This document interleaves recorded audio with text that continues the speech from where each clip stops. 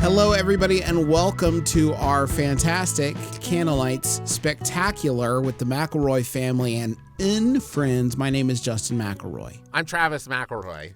Ho, ho, ho, lo. It's me, Griffin McElroy. Oh, sorry, Griffin. Actually, ho, ho, ho is copyrighted by Santa Claus. That's why I said ho, ho, ho, lo, which was a different thing entirely, and it's my own intellectual property. But nice try, lawyer Travis. Okay.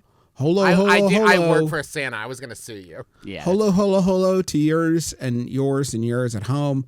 We hope you're having a festive season. What is Candlenights? Well, it's a pan-religious, pan-sexual, personal, pan-holiday.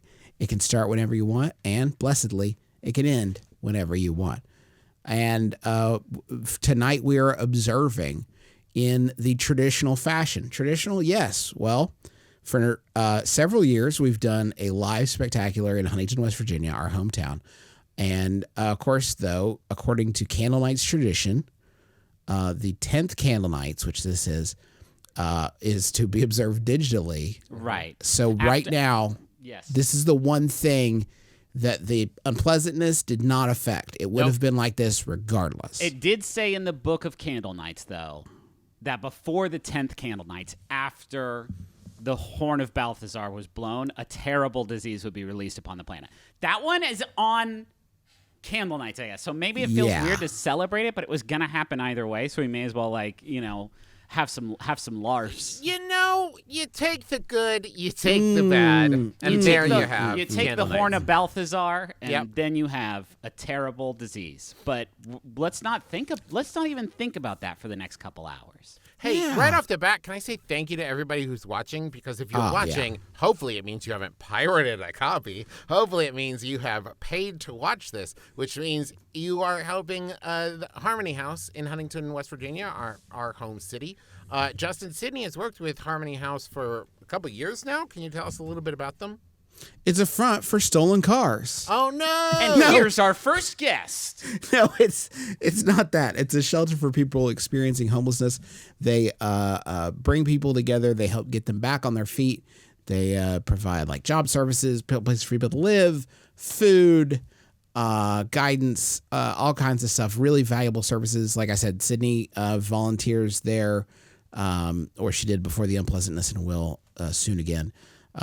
To provide free medical care there. It's a wonderful, wonderful place. And you at home, except for the pirates out there, should feel very... I hope the pirates are ashamed of themselves. Mm-hmm. And I hope everybody else feels very good about And I hope those pirates donation. know that they are actually watching a hacked version of this video. Yeah. Where when you least expect it, pirates, there's going to be some shocking images that you're not going to care for none too much. Not one bit.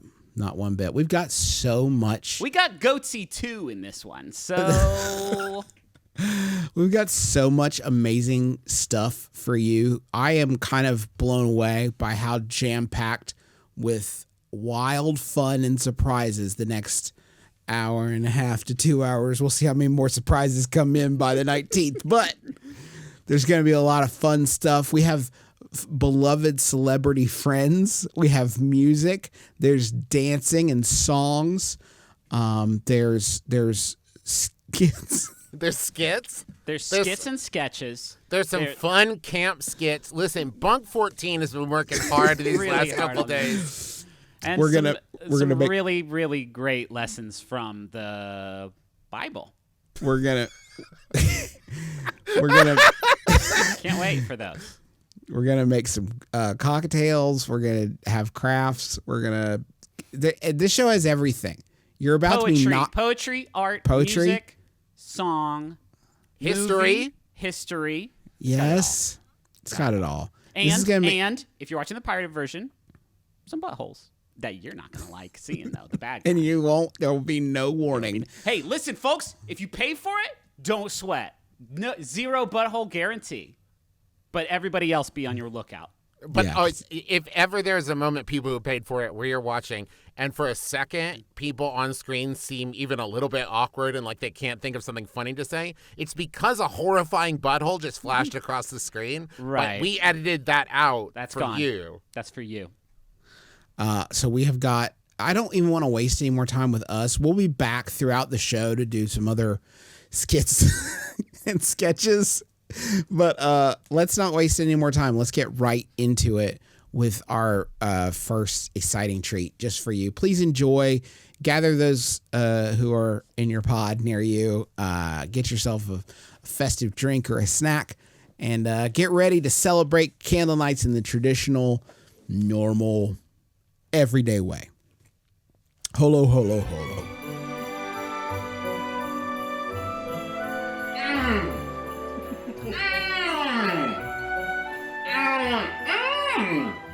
Salutations, Internet.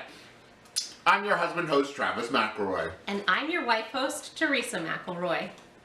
And you're watching Shmanners Presents A good old-fashioned Victorian candle nights. Hello, my dove. Hello, dear.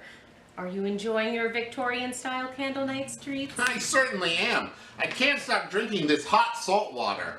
And these crackers with grapes and ketchup, wherever did you get the recipe? Those were Prince Albert's favorite candle nights treats. Oh. Every year, Queen Victoria would make him 6 dozen, and he would consume them in one sitting. Each candle nights, he would try to beat his record time from the previous year. Wow. History is both interesting and delicious. Now we've got some questions here from listeners. Little Lillian Lemongrass asks, what's the deal with the Wednesday Weasel Wiggle? So Little Lillian Lemongrass is talking about the dance that we do every morning during candle nights, and I'm going to guess that it was invented by Victorian children? Wrong. Oh, okay. You probably have heard of the classic rhyme. In the year 1864's, weasels came to England's shores. Of course, everyone knows that one. Well, in the year 1864, weasels came to England's shores. Oh. The problem was, England already had weasels. Oh. By the time they realized their mistake, it was too late. There were weasels everywhere. Weasels in the streets. And weasels in the sheets. That's right. You couldn't take a step without stepping on a weasel, especially in the larger cities where the smells of food and paperback novels attracted the creatures. The citizens of London quickly adapted with a precarious walk that came to be known as the Weasel Wiggle. Oh. Even after the majority of England's weasels were driven off by Tamagotchis, the walk was so popular that people refused to stop. Even as the Weasel Wiggle related injuries continued to rise. They kept a wiggling, and so the Queen declared it illegal to do the Weasel Wiggle on any day but Wednesday. Why Wednesday? Because it also started with a W. Makes sense. Time for another question. I am terrified of the Star King. Everyone in my grade is. Why did the artist make him so scary on all those Ale 81 bottles? And that comes from Rambunctious Randy Rambutan, age 21. And I actually know this one. The floor is yours. So, what a lot of folks don't know is that prior to 1885, there was no unified vision of what the Star King actually looked like. Everyone was allowed to imagine him however they wanted. That was too powerful and needed to be stopped. And so, the artist, Sven Svennington VII, was commissioned by the Ale 81 bottling company to create a unified image of the Star King that could be emblazoned on bottles of their popular soft drink. And the Ale 81 bottling company bottles are the world's most popular soft drink, Ale 81, correct? That is correct. And due to its massive, unstoppable, worldwide popularity, Ale 81 cemented the image of the Star King. Yes, but why is it so horrifying? Well, this is the interesting part. What the Ale 81 bottling company didn't know was that the previous year, the Star King had murdered Sven Svennington VII's father, Sven Svennington VI, in a no-holds-barred extreme game of air hockey. And that scarred 48-year-old Sven Svennington VII for life. It all makes sense. Indeed it does. Did anyone ask about the cocoa thing? Funny you should mention it. Our next question comes from Chipper Chucky Chestnut, who asks, normally during winter, we drink hot liquid cocoa. How come at candle nights we eat cold hard cocoa? Well, it all started when Lord Hallmark, the 8th Earl of Stover-upon-Russell, found himself in a bit of a pickle. His family had spent many generations making their fortune by drilling their land for springs of naturally occurring hot cocoa, until one fateful Candle Night's Eve when everything changed. I'm on pins and needles, metaphorically speaking. One of Hallmark's workers, a young Swiss miss, reported a strange occurrence. The springs had all gone cold and the cocoa was coming up in hard chunks. What did they do?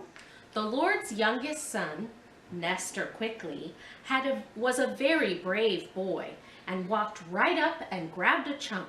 He took a bite and declared it a Candle Night's miracle, and so the tradition began. That's amazing! And it's also a lie. In reality, so-called hard, cold cocoa is just regular chocolate in special wrappers and sold for $3 more. Amazing. Now here's something I've always wondered. Why are mashed potatoes the official food of candle nights? I have no idea. Luckily, I know the answer.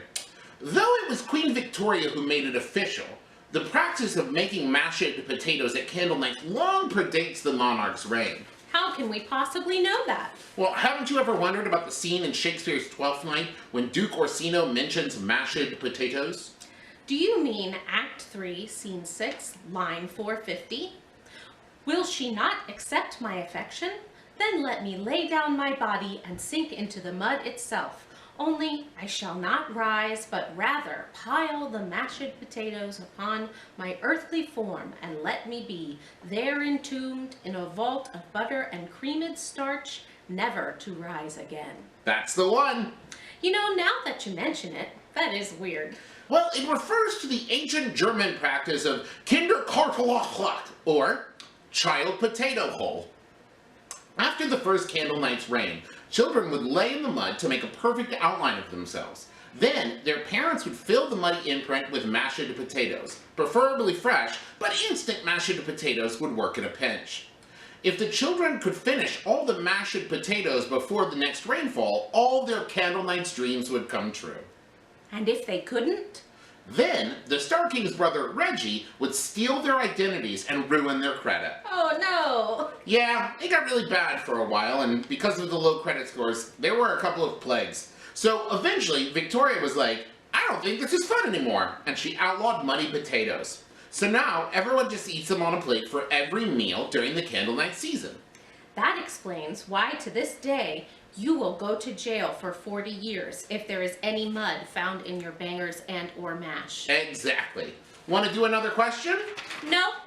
Okay. Well, then that is going to do it for us. We want to say a special thank you to the McElroy brothers for allowing us to be on their Candle Night Special. Especially the middleest McElroy brother. Yes, he certainly is the handsomest and the funniest.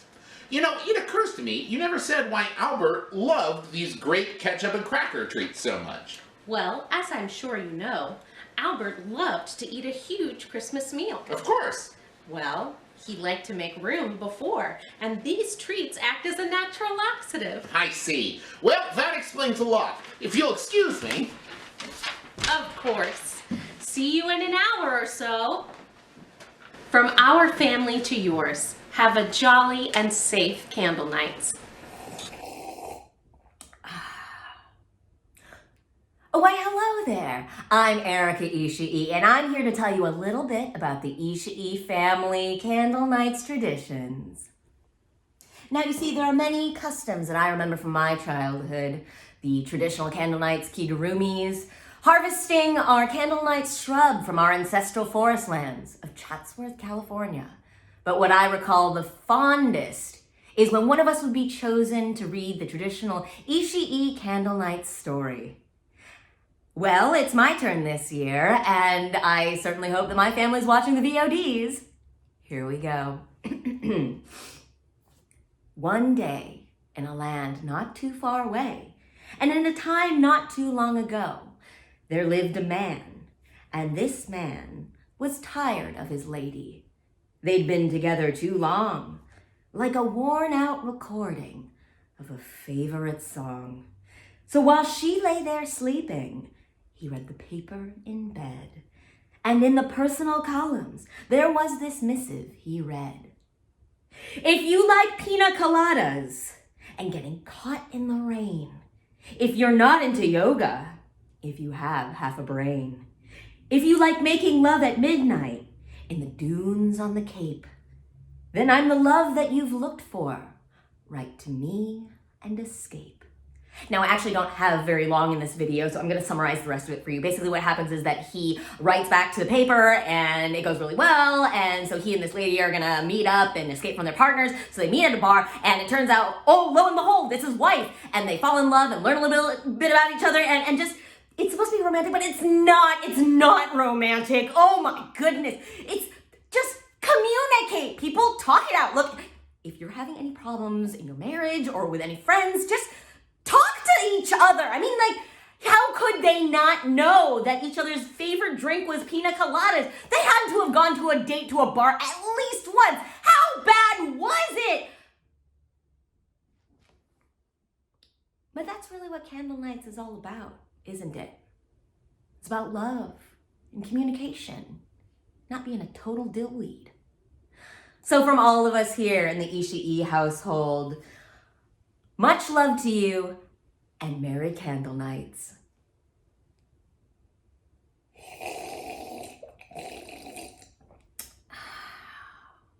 Happy Candle Nights, one and all. My name is Barbara, and I'm here to share with you my candle night tradition, and that is eating. What are the holidays without food? My family has a candle night specialty that they would make every single year, and I still make it even though we're not together for candle nights this year. So we start off with some powdered donuts, first ingredient. Oreos, the regular kind, not double stuffed, you freaking heathens. Get your Oreo, open that baby up. Now sandwich your donut between the Oreos, and then you want to get your peanut butter. Get a glob right there. Just put it right on top.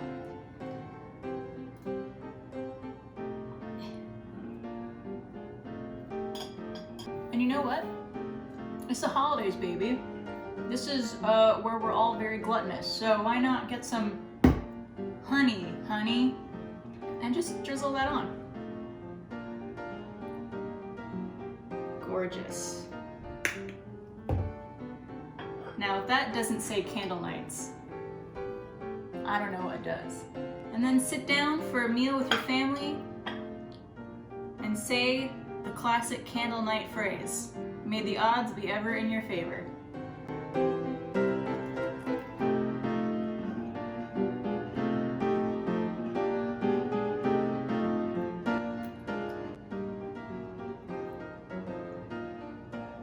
It's actually really good. Happy holidays! Hi everyone, Melissa Fumero from Brooklyn Nine-Nine. Happy Candle Nights. So my favorite candle night tradition is a Cuban one. It involves roast pig. You have to get a whole pig and roast it in a big box called a cajachina. And then when the pig is done, after about 15 hours, you have to find a baby and sit the baby next to the pig and take a picture of the baby. It's got to be a baby in its first year of life.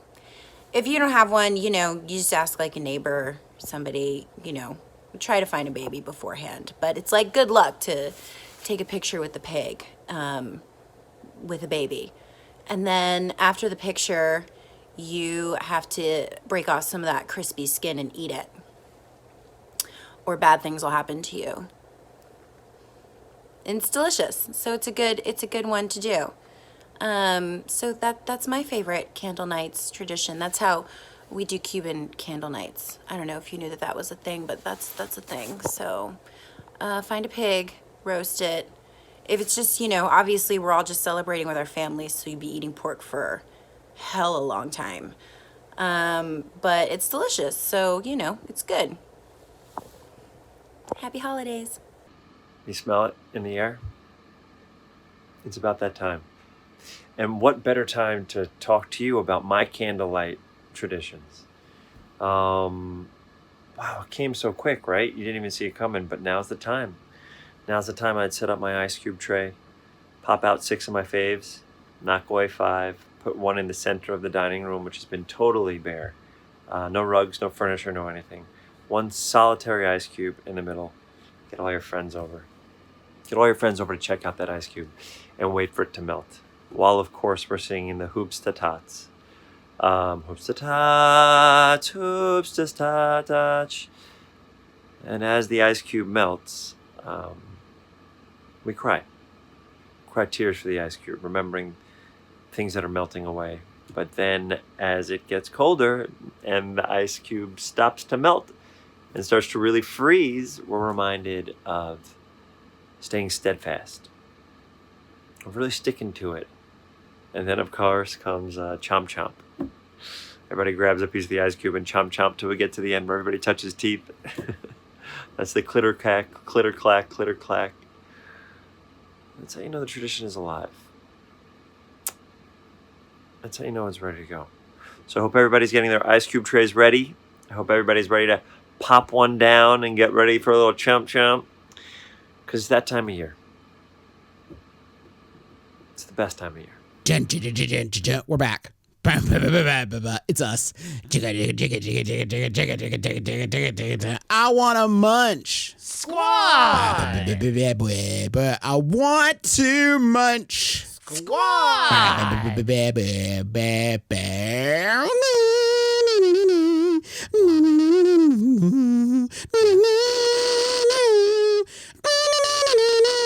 Yeah. This is it.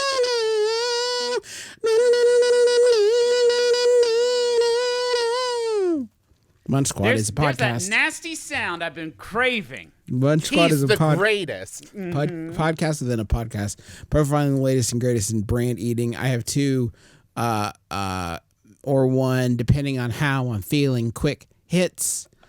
And we're going to get right into it. The Rock and Salt and Straw launch holiday ice cream.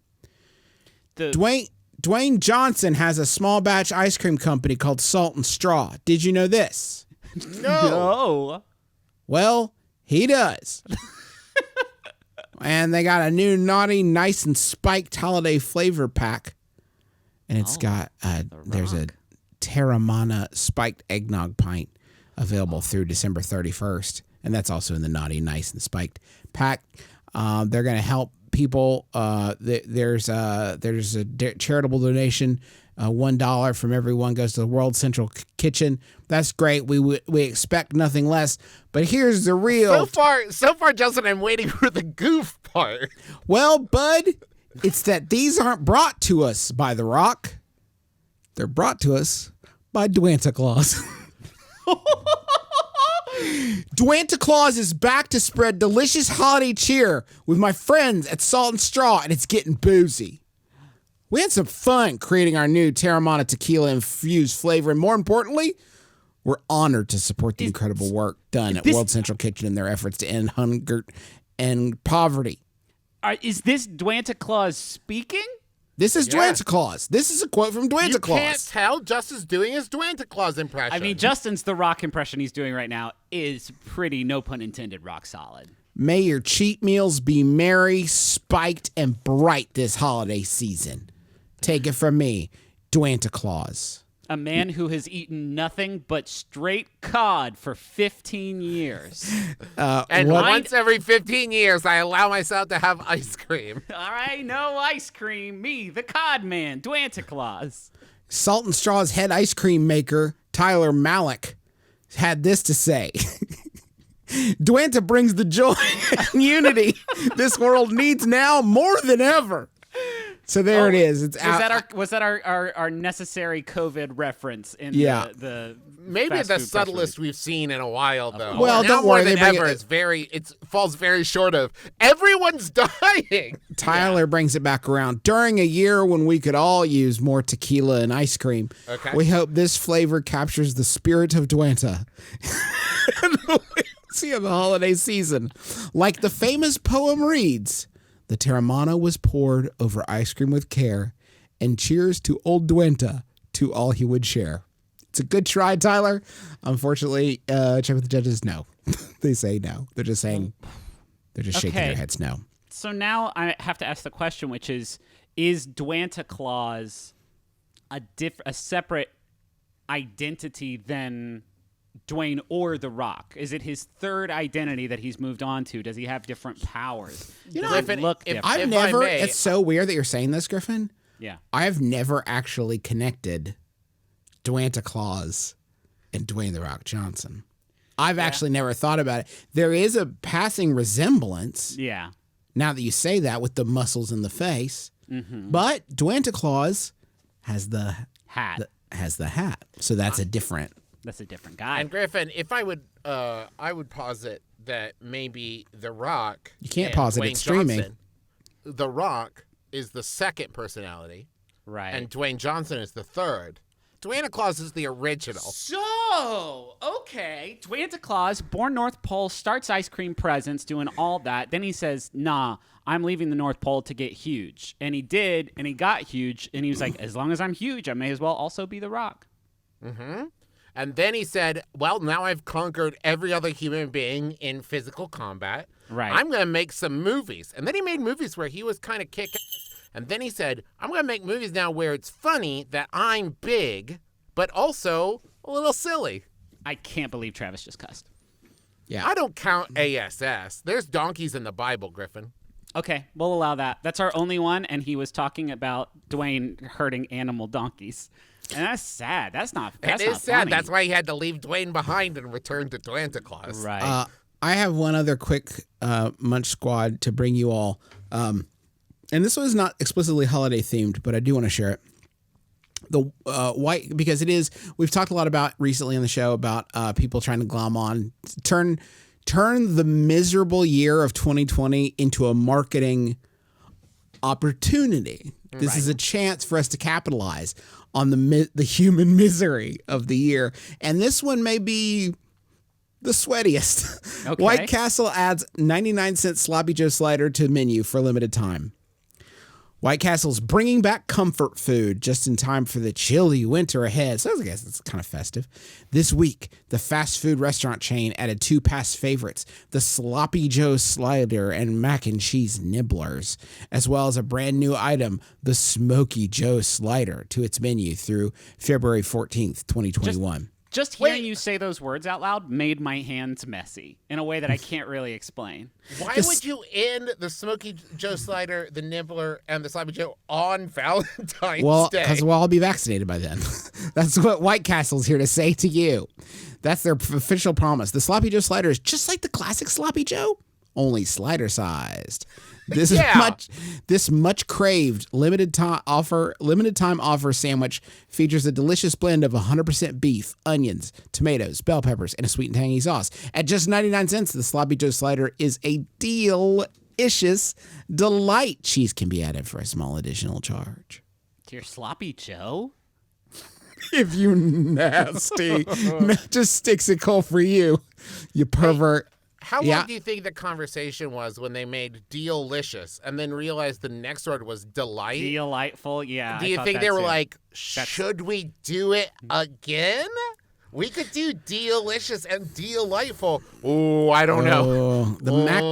The mac and cheese nibblers are made with macaroni and cheddar cheese coated with a craveable cheddar batter. Crispy on the outside and creamy on the inside. They're so satisfying and comforting. And they're available in 3 sizes: small, medium, and the shareable sack. Hey, that's one of those things isn't like the other ones. The other one's rough. A sack that is for sharing. So here's our quote. This is from Jamie Richardson, vice president at White Castle, who I like to pretend read this press release, and they're like, wait, you didn't mention Okay, I'll get it. Don't worry, I'll get it in there.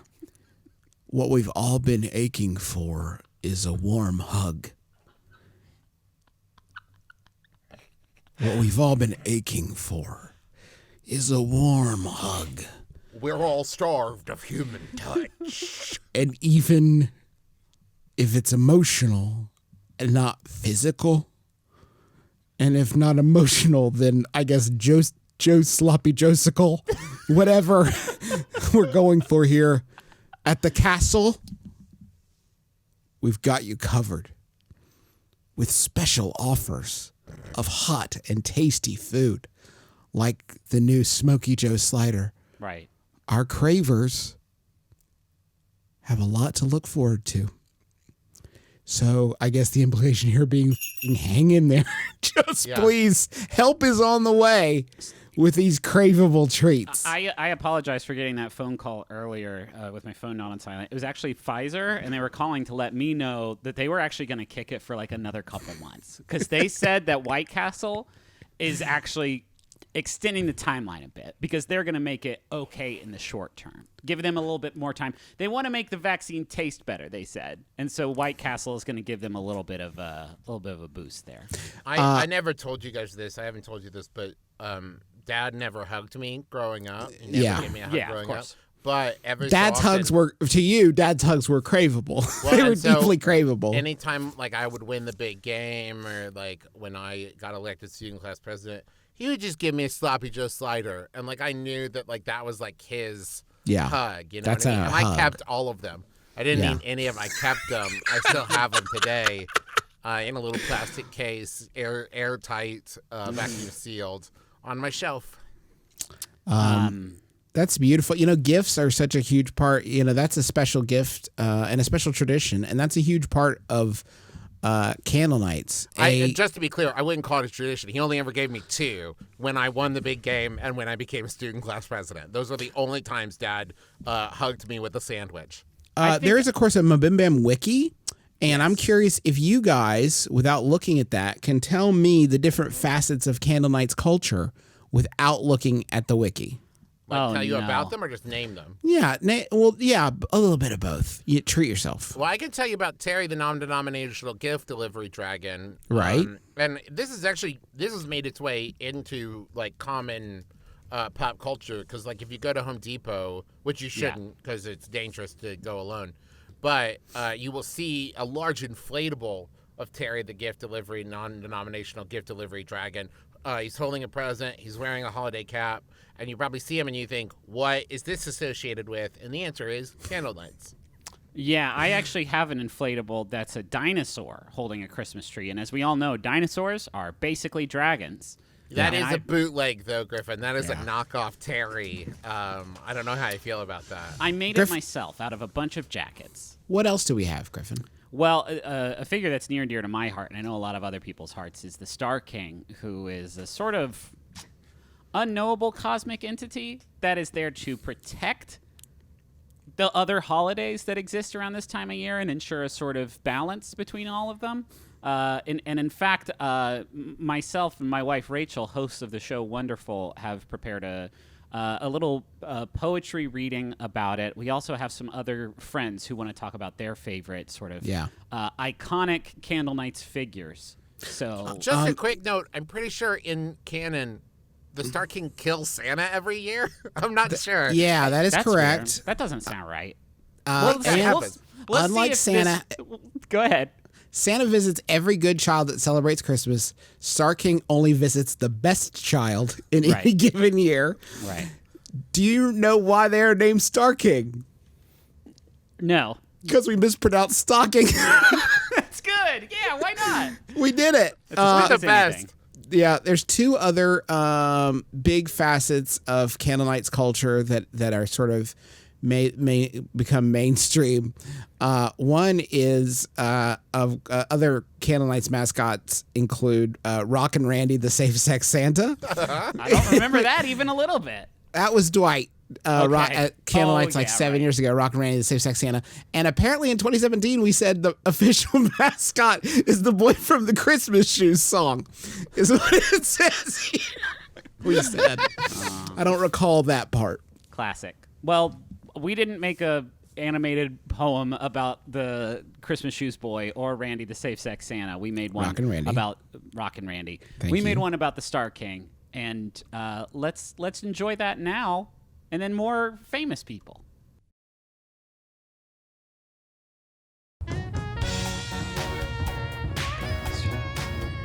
Hi, this is Rachel McElroy. Hello, this is Griffin McElroy.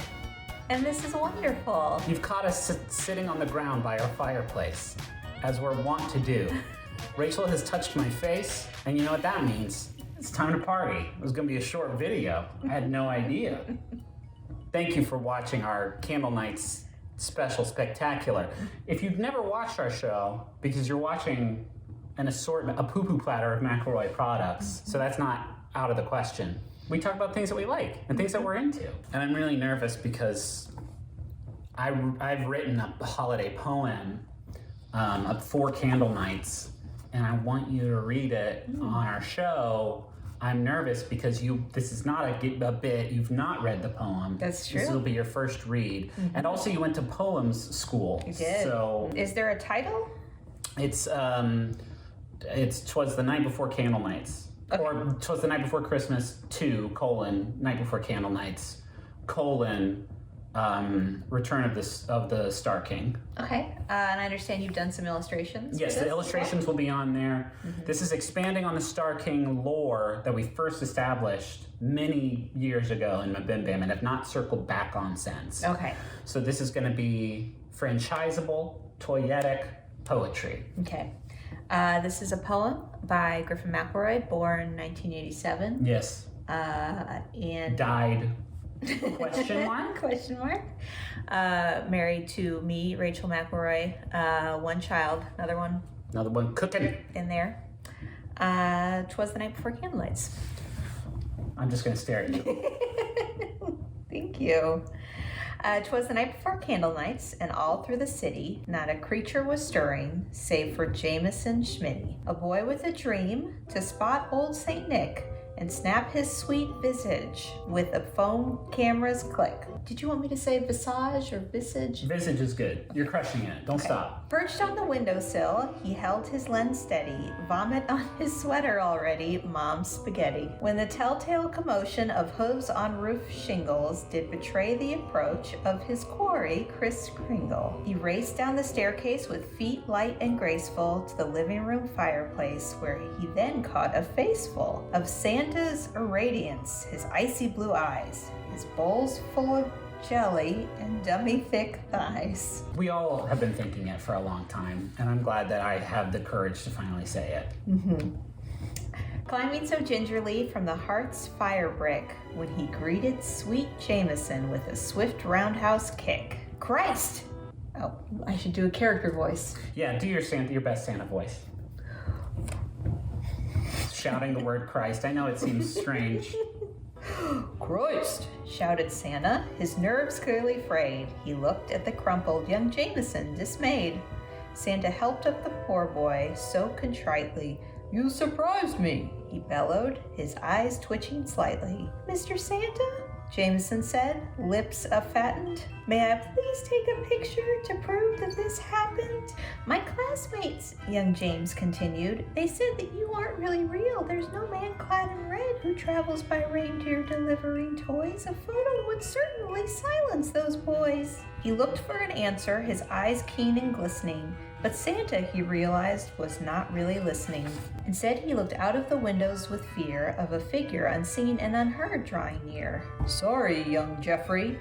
Jameson, he corrected. Jameson, right. You weren't whom I expected. You see? Santa started, but before he could finish, he turned back to the window, his smile diminished. He's here, Santa whispered, leapt backward, and then a Ford F-150 crashed into the den. It's sponsored by Ford, this whole special. From the cab of the truck came celestial radiance, all power and starlight in jewel-tone gradients. Wow, really sell a good truck. Thank you. From his place on the floor where Santa Claus dived, he witnessed his foe, the Star King, had arrived. The Star King, the mythical mascot of yore, progenitor, author of Candlenight's lore. From the wreckage and rubble, the Star King did climb. Now, how should the Star King sound? I think you are actually going to make canon the Star King's voice right now. Nobody's ever spoken as the Star King before. Nicholas, he said nonchalantly, it's time. How about that? Not good. He's supposed to sound cool. Do your cool voice. Oh, okay. Well, all right. I can't wait to hear this. Nicholas, he said nonchalantly, it's time. That's better. In front of the boy, Santa pleaded, show compassion. Then he knelt and he whimpered in baby-like fashion. The Star King, disarmed by the jolly man's ruse, didn't notice the blade he'd produced from his shoes. With speed so surprising for a man of his size, Santa lunged and then stabbed through the Star King's left side. You failed, Santa whispered, his beard all disheveled. Now I'll send your black soul as a gift to the devil. Young Jameson gasped as he saw the man killed, but then the Star King winked slyly, for no blood had been spilled. With a twist, Santa's wrists snapped like sprigs of fresh holly. He keeled and he reeled and no longer looked jolly. Impossible, Santa cried, furious and hurt. The Star King just smiled and unbuttoned his shirt. I'll warn you, this is where it gets a little wild. Perhaps you'll recall, the king said to him, the cyber star war at the galaxy's rim. At the Battle of Gemini, where the Quantum Lord fell, my mech suit was sundered, with my body as well. On the moon of Europa, I was fixed up, and more so, and his shirt fell, revealing a cyber steel torso. With that, Santa knew he'd been soundly defeated. He fell to his knees, he begged, and he pleaded. I asked... So good. I ask of you, Star King, just please let me live. I'll retreat to the North Pole, no gifts shall I give. The Star King delighted, seeing Chris pusillanimous, he waved him away, all smug and magnanimous. Thanks. And he turned to the child, young Jameson Schmitty, and outstretched a hand with his heart full of pity. Jameson, Star King said, you may be confounded at the sight of your Santa so thoroughly pounded. Rest assured, Jamie, my actions today maintain equilibrium twixt all holidays. For when Christmas encroaches on all celebrations, the spirit of Candlenights has obligations. But before he could finish, Santa reached in his sash, drew his laser revolver, aimed it, and flash! Silent night air poured in through the hole where the truck's great inertia had taken its toll. Santa stood, arm extended, his gun barrel glowed red. Then he smirked, doubled over, and fell down dead. Your lips are so dry that the fart noise wasn't right. A long, slender plasma whip slowly retracted into the king's palm, its justice exacted. Jameson gasped. Star King gazed at the kiddo, regretting so publicly making Ms. Claus a widow. But it wasn't the corpse that stoked the boy's fear. 'Twas the light it emitted, an odd, brilliant sphere. You don't see corpse in a lot of Christmas poems as a word.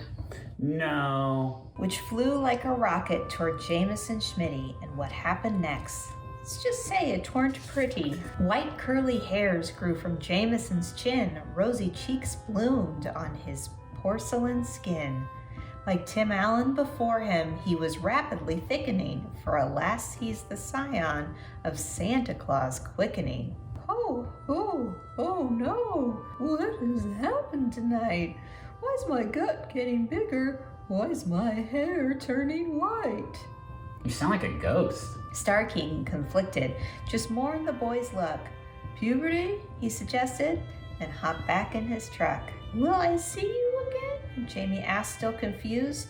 Star King stifled a laugh and answered amused. Perhaps not, young Jameson, if you stave off temptation once you finish this curse's transmogrification. Spread joy as prescribed by your festive convictions.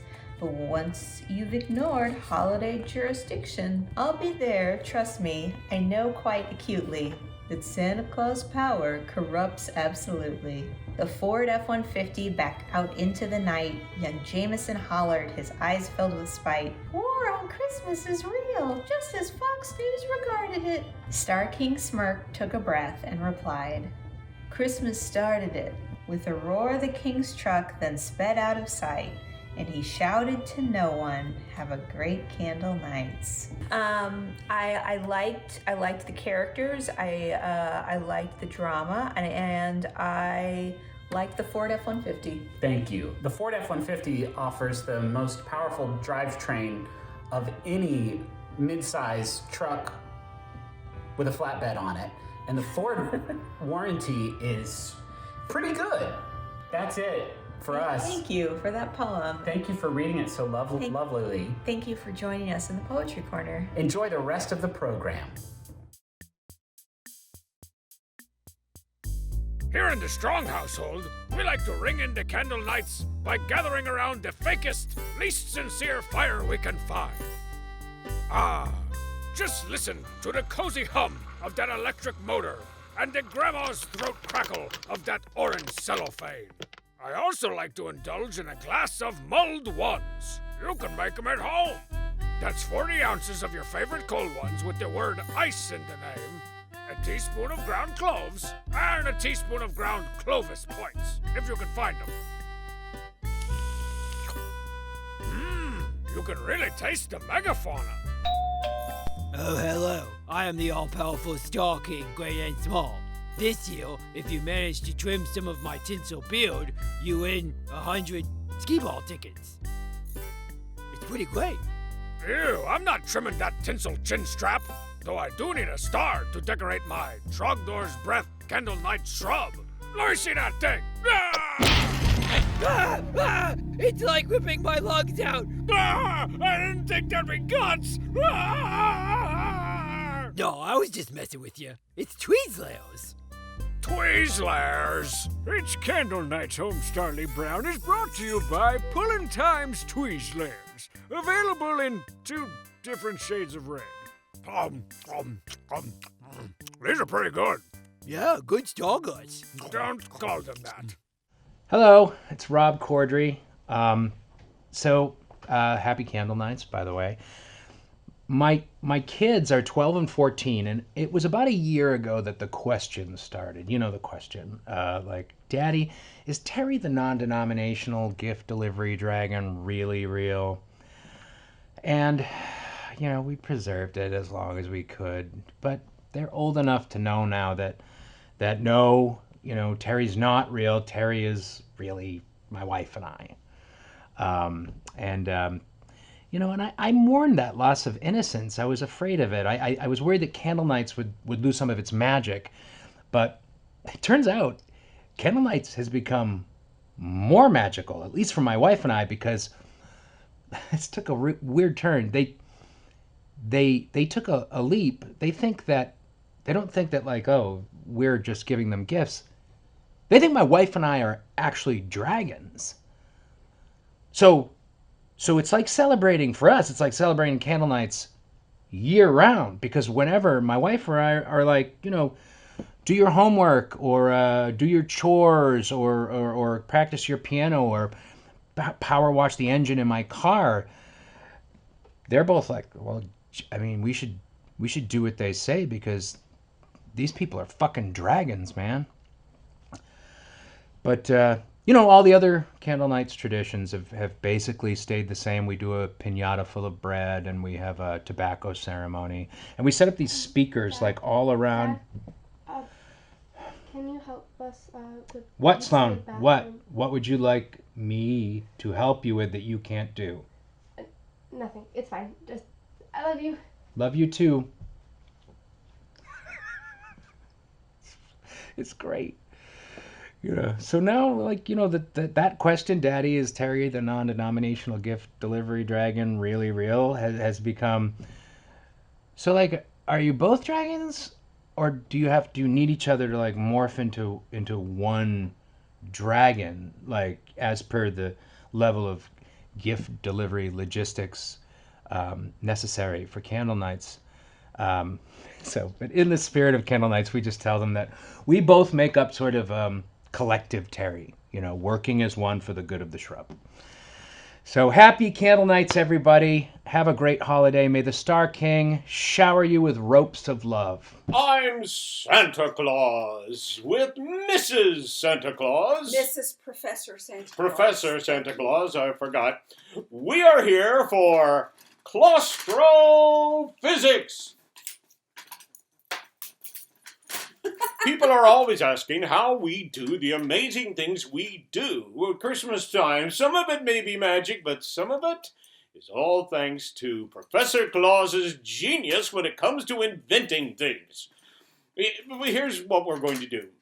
Professor Claus has developed all of these great diagrams to explain how I do what I do on Christmas Eve. So, let's get to it, shall we?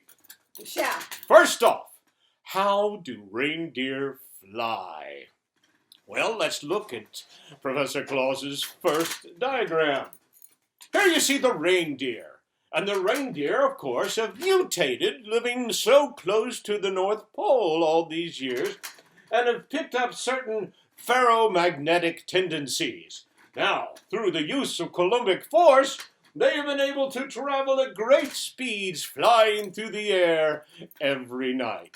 All thanks to a flux capacitor that Professor Claus has built into their harnesses. Now, another question that we get asked quite a bit is, Santa, how do you get down my chimney or into my house if I don't have a chimney? Well, maybe you didn't know this, but there are 11 dimensions. Professor Claus, thank you. I worked hard for that. has perfected the science of dimensional reduction. She reduces me down to 2 dimensions, making me flatter than a piece of paper, along with whatever I'm wearing or carrying. So I can slip right down your chimney or under a door, for that matter, if you don't have a chimney. So how about the presents? How do I get all of the presents to you? Well, Professor Claus has used breakthroughs in wormhole technology. She calls it subatomic compression kinematics. SAC. Copyright Professor Claus. Yes, thank you. My sack contains a small black hole which terminates at our workshop in the North Pole. The elves stick the presents in one end, and spit-spot they show up in my bag at the other end. Now, the question we get asked the most. How do you know what I've been doing? How do you know if I've been naughty or nice, bad or good? Well, your mom and dad help a little bit, and the scout elves. But the most important thing of all, this baby right here. Just remember, kids, we're always listening. Always listening. Merry Christmas! Merry Christmas. You know what always gets my juices going? Ew. My cheer juices. Stop. My deep down, viscous, sticky holiday juices. I don't want to continue. Music. Okay, the music. Yeah. The music, yeah. Just, it gets my... Is there any music in particular? Yeah. Is there any type of music in particular? Well, thank you for asking, Griffin. I like the naughty Christmas songs. Oh, yeah. I tell you, y'all, whenever I hear, and don't tell Nani about this, but when I hear Grandma got run over by a reindeer, I bust up so hard. Yeah, dude. That I think I'm gonna like mess myself. It's such a like bad. They're talking about killing her. Like she dies. It's messed she's up, bad. dude. I was talking more like Santa baby. Oh, yeah. I like that woman really wants to make love with the big man. Santa Butt Hump Santa. It's about the Santa that goes for the rear end. If you've Pretty heard sure of this you've sort of interpreted. It is Backdoor Santa is the title of the song, but you're not entirely incorrect. Yes. No, I'm entirely correct. There's no incorrection There is, to highlight. To be fair, there's no other interpretation of that song. Do you want to, Griffin? Do you know any Jewish ones? Well, there's of course the very famous one that we love, and it's not the dreidel song. Everyone thinks I was going to say that one, but instead it's the Adam Sandler did a song once that was called Candles Bright, Candle Fights, Light the Candles, Candle Nights is the name of the full song. He did that one on a Saturday Night Live episode that went unaired because in it, Chris Rock said a lot of cuss words that he wasn't supposed to say. So that had to go, which is a shame because I thought that Adam actually did the best performance of his career. And the whole time he's sang like this, the way he does it. Yeah, and Griffin was there. Griffin was, and I know you think I'm about to say in the audience, but he was in the cast. No, that episode was his audition. Jay Giles got strep, didn't he? So I had to step in as the leader of the Jay Giles band. But yes, for that fateful unaired Christmas episode. We have some wonderful traditional Candlenights music for you. I'm sure you all know the words, so feel free to sing along with these Candlenights carols. Beloved, you might see some like different interpretations a little bit. And we don't like that. Don't approve of that. This is a very traditional celebration. It's like every year when that Michael Bublé puts out his versions of songs, and it's like, that's not it, Michael. Yeah. Like he throws in like a lot of like, let's go. Like, you know what I mean? Like, hey, here we are, baby. So pretend he never did that. And stay in your lane, Michael Bublé, and here's some Candlenights carols just for you. Hello, and welcome to Still Buffering, a cross-generational guide to the culture that made us. I am Riley Smurl. I'm Sydney McElroy. And I'm Taylor Smurl. Don't you love when it's that time of year and you get together with your family and friends to enjoy all the wonderful things that a holiday has to bring? Boy, I sure do. Me too. And when it comes to candle nights, there's so much to enjoy. But you know, there's one thing that's been missing. What's that? Where is all the candle nights music? Where are the classic candle nights carols? Who knows? And it's about time somebody fixed that problem. That's exactly what we want to do for you. That's right. There's got to be a better way to chill out to music on candle nights. And we're about to give you that. This candle night season, we hope that you will enjoy an exclusive new album from Still Buffering of candle night songs to really explore everything that the season means to us and to you. We finally get to explore all those Candlenights traditions, the decorations, the food. Your favorite cryptids of candle nights. All the things. That's the thing. And more. That we know and love about the holidays. So we'll have a whole new collection of holiday favorites, candle nights favorites, from our heart to yours, featuring songs from all of us and a special guest or two. So tonight we're going to give you a little sneak peek of what's coming from this very special Candle Nights album. So sit back and relax and enjoy these songs.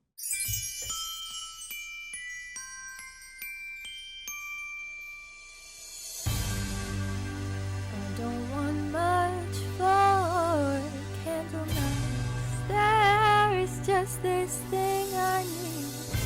I have got to tell Aunt Karen that I just won't be coming. She doesn't think that COVID's real, so this is a whole big deal. What I really need, have an awkward conversation.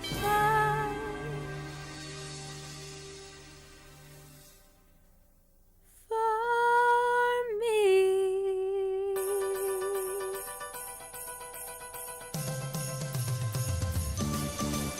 I don't wanna tell my cousin that his demo is not good, and remind my girlfriend's mother that cheese isn't vegan food. Candle nights is time for sharing, and what is a better way to be loving and be caring, to say things I don't wanna say. And this gift is your stars as well. What do you not want to tell? I'll be happy to have an awkward conversation for you.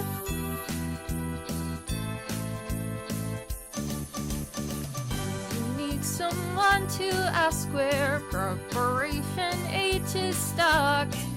Maybe I could ask that weird guy why he keeps that closet hot.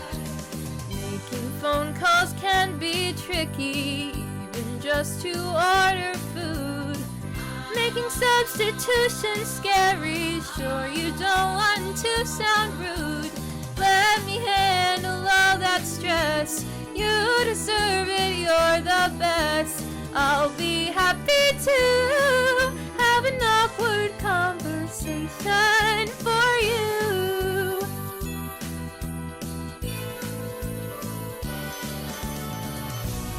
I can break up for you if that would bring you cheer. I'll uninvite your brother over for New Year's. If you'll just call in Karen, no limit to my sharing. Can't you really? Won't you please have this conversation for me? Sure, it's great to get a present, but what could ever match the cost of you calling my Aunt Karen and telling her to just get lost? Yes, candle night's the time to be the hero your friends really need. Make the wish come true, have an awkward conversation for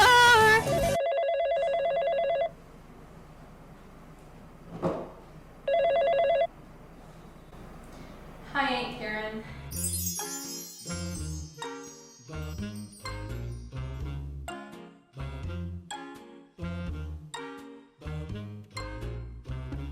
Mr. Mothman, just have a premonition or three for me.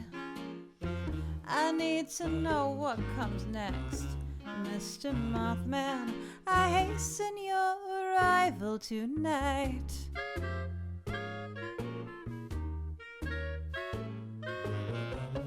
Mr. Mothman, I'm watching for your glowing red eyes, so wise.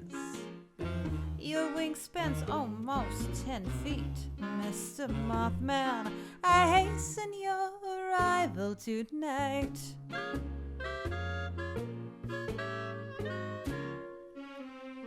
It can't be a candle night without a little visit from Mr. Right. I heard you see the future too. Does it look good for me and you? Ba-do-be-doo, Mr. Mothman, I know you don't show up very much as such. I've waited up for so long. Mr. Mothman, I hasten your arrival tonight.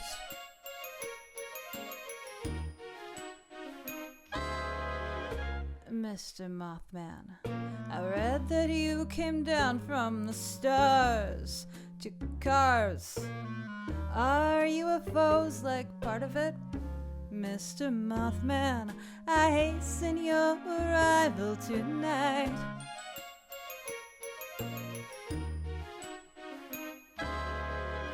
Mr. Mothman, some people think that you're just a bird. Absurd. Let's show them all that you're real. Mr. Mothman, I hasten your arrival tonight.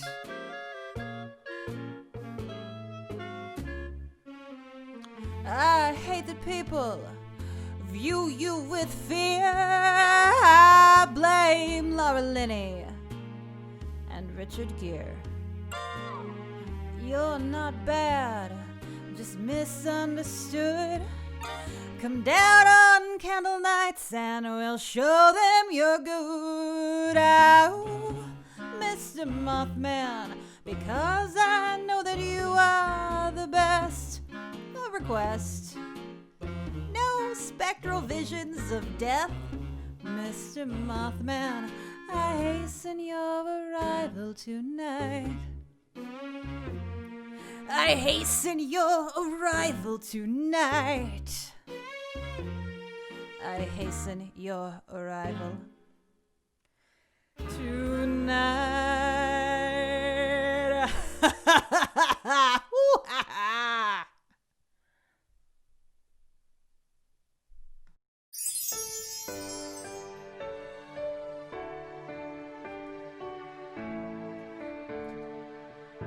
It's candles evening, the chili's heating, to pour on hot dogs, as we do every year.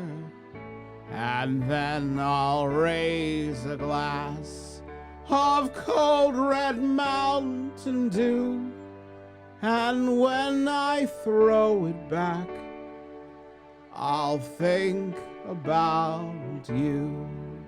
The delicata's done, but it is much less fun to roast up all this squash without you by my side. So happy candle nights. I'll save some extra blueberry muffin tops for 2021.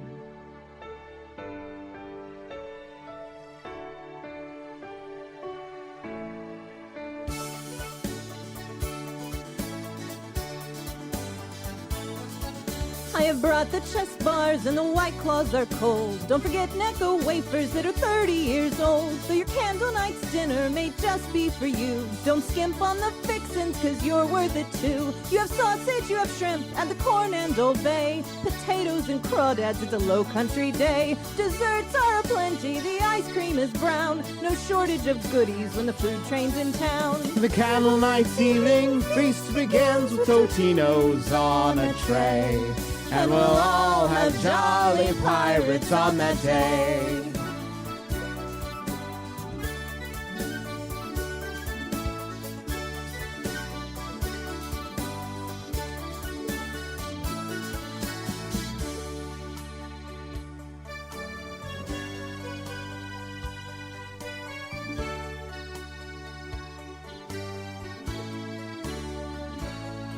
And now the final course. Some pepperoni rolls.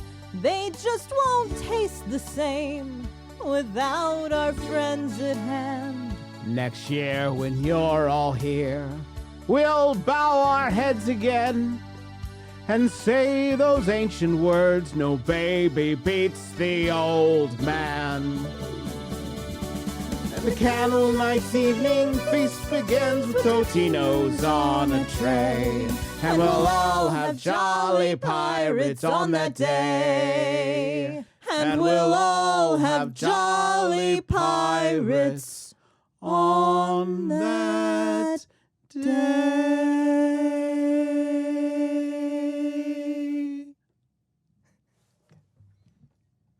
Thank you all so much. We hope you've enjoyed this sneak peek from our forthcoming album. When you're doing all your holiday shopping this year, don't forget to pick up a copy for all your loved ones. Now that's what I call candle nights. Available at your local Sam Goody.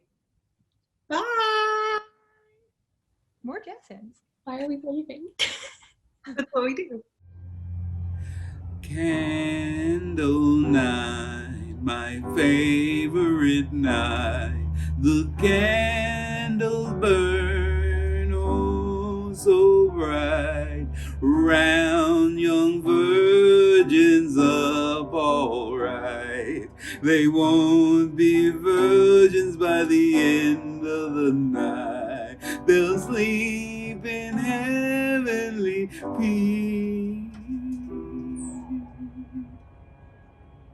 Oh, they'll sleep in heavenly Happy candle nights, everyone. I just enjoy my time sitting around the pool, sipping the empty cup, and just having a good time with my friends, singing songs with Jeremiah. To all the McElroy boys, happy candle night. Hi, this is one of my favorite Candle Nights carols. Sing along if you know it.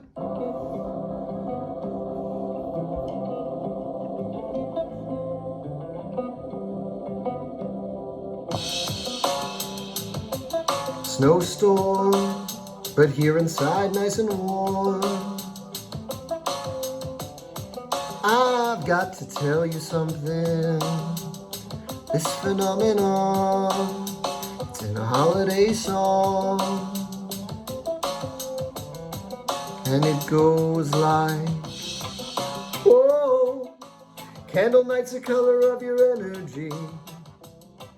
Whoa, here comes Travis down your chimney. You wanna know what brings me cheer? Griffin leading 8 reindeer. Whoa, candle night's the color of your energy.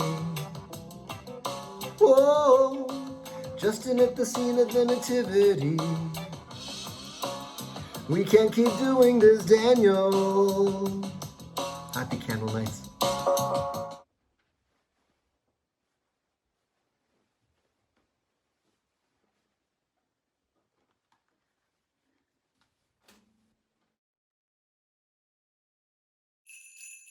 Happy candle nights, it's the time of year to relax by the fire, and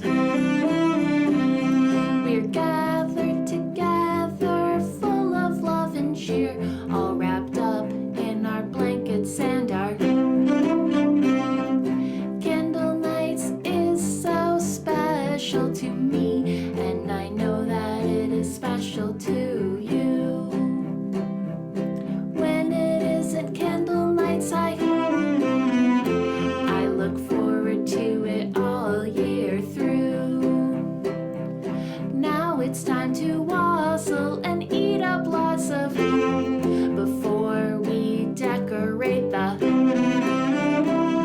Though next year we may be.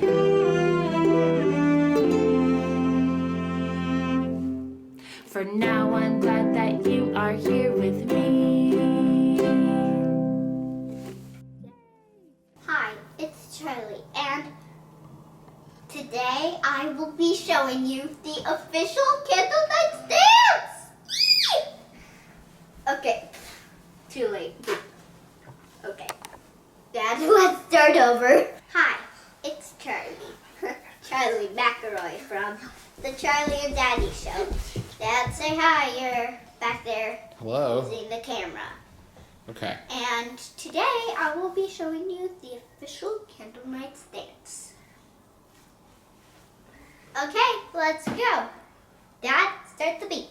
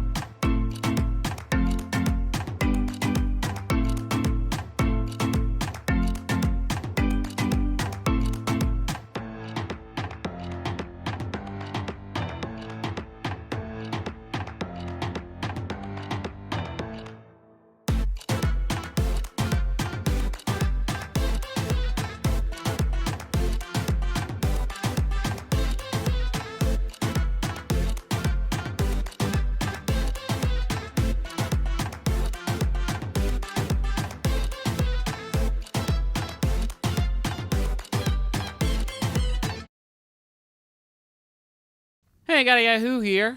Hit me. You want one of these Yahoos? I love it. No. Here's my Candlelights gift to you. It's a Yahoo. It was sent in by the prospector, Merritt Palmer. Thank you. It's a Yahoo Answers user. They're anonymous. So I will call them.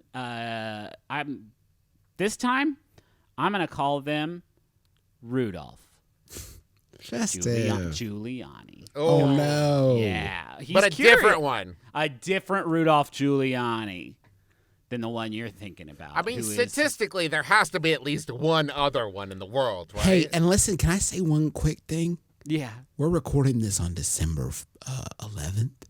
So if you're watching this on December 19th, and maybe that joke was in poor taste because of the ongoing situation with Mr. Giuliani, I hope you will forgive that. Just chalk it up as one of the many missteps of our brand. And we are sorry about that. Time travel is tricky, folks. I'd love to re-record it, folks, but we're doing it live, as they say. And our brother may have just really stepped in a little bit of festive dookie. Okay. A little bit of reindeer poop. I'm sure he did it, but if he did, we just know. If he's slurping that stem cell juice, I give you I give you a 100% guarantee Rudy Giuliani's gonna live to see this special. And he will enjoy it. Hope you're loving it, Rudy. Man, gotcha though in Borat, huh? Gotcha good. Here's a Yahoo, Griffin. Here's a Yahoo. Rudy asks, does Santa Claus give private jets as presents? Something that may be not out of the realm of possibilities for Mr. Giuliani to ask. He says, if person who wasn't on the naughty list wanted, say, a Cessna Citation or Learjet or whatever, would Santa possibly give them one? Well, I'm impressed that somebody knew two different types of private jets. That to me is somebody who probably has one or has the means to get one. There's the Cessna, there's the Lear, there's Flyboy 3000, there's a Wingmaster, there's Private with 3 A's. Yeah. There's all kinds. Now, here's the thing, because this is never addressed. When we're talking about the nice list or the naughty list, it's always said as it's a binary, right? You're either on the naughty list or on the nice list. Is there a sliding scale of if you're especially nice, though, you get more and better? So what does that look like? Just somebody who just is the purest heart that exists in the world. They can get a Cessna if they ask nicely enough. Well, here's the thing, Griffin. You can't tell me that someone who dedicates like their entire year to philanthropy and helping others is the same as someone who barely wasn't a piece of crap all year. Yeah. Right? Like, yeah, that's a fair point. Someone who's 51% nice and someone who's 100% nice don't both deserve a Learjet. That's a fair point. I got onto my favorite plane buying site, avbuyer.com, to try to get a price range that we're talking about for a Cessna Citation. Okay. And of course, not a huge surprise. It completely varies depending on the year, the condition. Yeah. And I did want we're at the cheapest I can find on here is $300,000. But that's cheaper than I would have guessed. That's from 77. So it did get me thinking, maybe there should be a thing on the avbuyer.com website where you're like, it lets you sort prices. And when you sort price from low to high, there should be a pop-up like Clippy who's like, I see you're trying to buy the cheapest possible jet. And maybe you need to just wait a little bit until you're not in that exact scenario. Because I feel like if you're like, the cheapest one you have, please. I'd like to buy that car. Are you sure? That car is 43 years old. Yeah, I want the cheapest possible. Getting outside of like the ethics that you need to have in order to earn the jet, does Santa even have the means to produce, or I guess to put it more explicitly, Santa's elves? Do they have the sort of aeronautical skills and engineering know-how? I'll be the one to say it. if he could make a jet, he wouldn't be on a sled, right? Yeah, I mean, is true. If he had the ability to make a jet, there's no way he'd make a sled. And I've been talking with old Kris Kringle and some of those elves. He told me personally he's having a hard time making enough PS5s for everybody. Yeah. And if that's the case, I don't think they have the means to make a jet. Yeah. And also, how's he going to get it down the chimney? You This wake is up true. with a jet crash into your roof. And Santa's like, what did you want me to do with this? What did you want me to do with this? What did you think I would do? What Santa would need to do is give you all the individual pieces of a jet, and you'd have to put it together yourself. That's a bad idea because nobody is going to do that. No, it's not a good. I'm not saying that you would be happy about it. I'm saying that's Right. the only way he could get it down the chimney. He could leave a note that's like, go to the local airfield. I can't bring you a jet, but I will assure you, you steal whatever plane you want there, and no charges will be pressed. I will take What care I of got it. you for Christmas was an alibi. Immunity, You were with yeah. me. You were with me, Santa Claus. It's foolproof.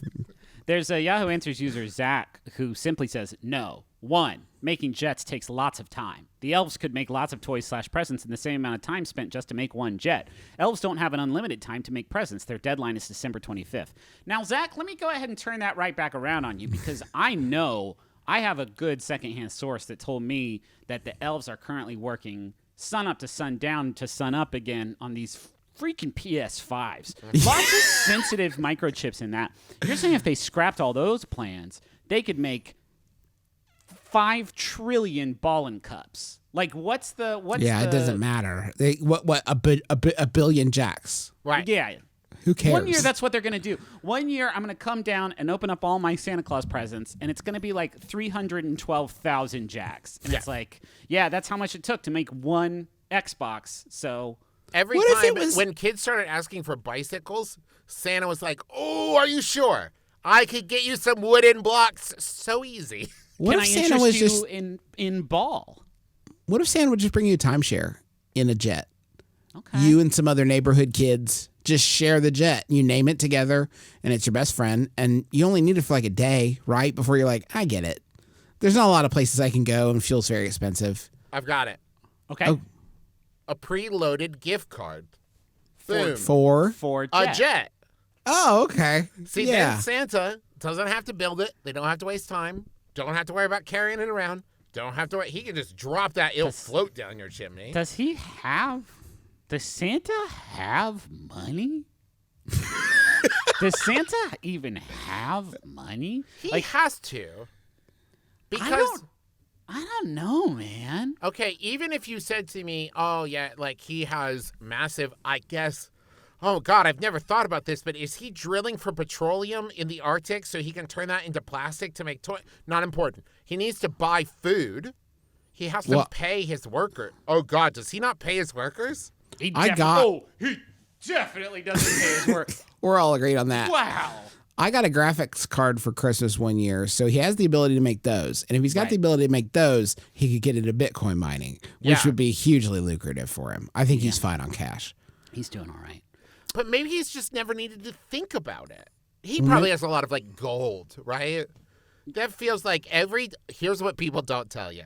When Santa drops into your house, he leaves the presents, he eats the milk and cookie, and he takes any pocket change he sees laying around. Yeah. And it's not much, but he's been doing this for a long time, and he goes to billions of houses every year, so it adds up. Yeah, him and the Grinch are working hand in hand as a sort of gift-giving / burglary worldwide scheme. Santa watches the Grinch and he thinks, well, you just got too hungry. You just got too greedy. Take a little bit every year, they'll never see it coming. We've talked about Candlenights music. We've talked about some of the iconic characters, but for me, tradition is what it's really all about. The tradition can be whatever you want to, of course, but it is still an important facet of the holiday. We've got a lot of friends and family that wanted to weigh in about their traditional candle nights. How are they celebrating it in the sort of traditional fashion? I hate doing video. Video is worse than podcasts. I love it. Look how handsome I am. Yeah, no, it's good. It's just, where does the microphone go? I think in front of your face to make you look like a Bane. You had it right, Juice. Don't second guess it. Please enjoy these festive Mr. You sound like Bane with a mouthful of cookies. Enjoy Sorry, you caught me in the middle of a sandwich. That's a perfect. Sorry, that is 100% great Bane, Travis. You did perfectly. So anyway, we got traditions. We're gonna talk about them, and I'll figure this out before the end of the show where this goes. It's coming up soon, so you don't have long. Hi, I'm Taylor Smurl. And I'm Tommy Smurl. And we're from Neat, the Booze Cast. If you haven't heard of us, we're a weekly podcast where we talk about alcohol, history, lore, and trivia. As part of Candle Nights, we've been challenged by the brothers McElroy to make a cocktail, an original Candle Nights cocktail, using a lot of ingredients that they've referenced before on the show, that they consume a lot themselves. Now, we normally just work on the same recipe together when we're making our weekly drinks.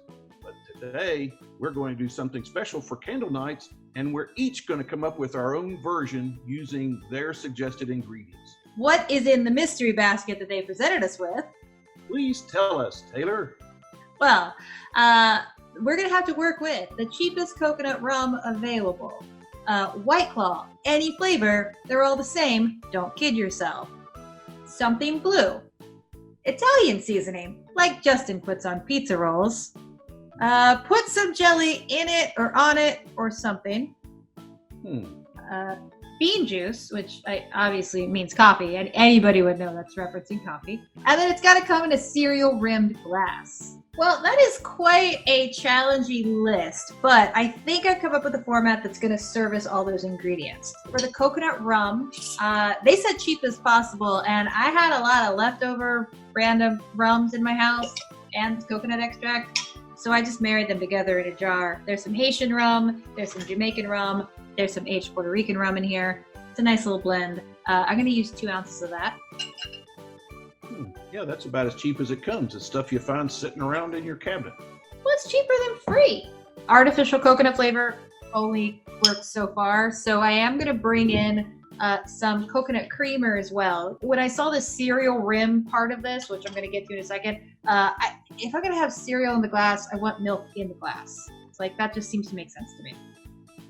So I'm going to use 1 ounce of coconut cream. Now that I have cream in there, having any sort of like sparkling element seems kind of gross, like the White Claw would be. So what I decided to do was actually boil down my White Claw with some cane sugar. That's going to tie it back into the rum, which is distilled in cane sugar, and infuse it with my Italian seasoning. You know, so I've got the marjoram, the thyme, the basil, oregano, pretty aggressive flavors there. But I went with a grapefruit White Claw. I added a little bit of grapefruit peel back into there just to bring in some freshness. And I also threw in a cinnamon stick. This is a play off Dawn's Mix, which is a classic tiki ingredient. I'm going to use 1/2 ounce of this. Now, for my something blue, I'm going to go classic. I'm going to go with blue curacao.